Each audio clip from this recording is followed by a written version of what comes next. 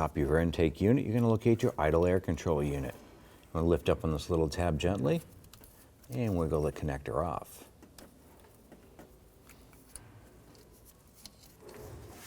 Using a T20 torque bit and extension, I'm going to go ahead, loosen, and remove these two screws.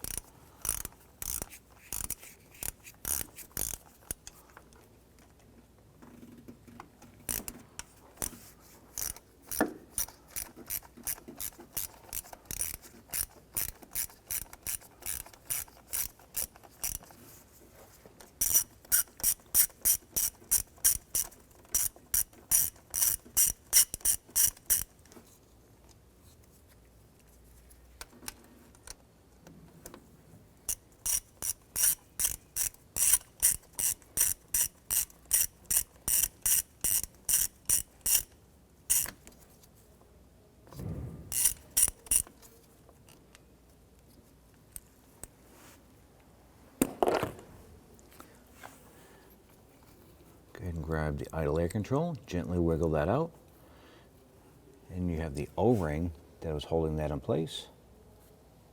Make sure that comes off with the unit. Go ahead and line up your sensor. Worked it into place. We can go ahead and get our screws started.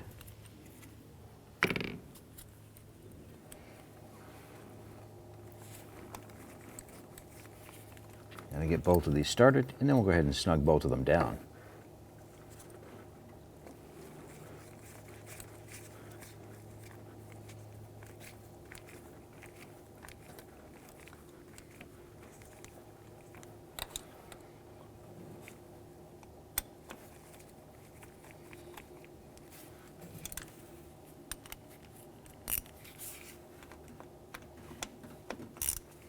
Just want to snug those gently.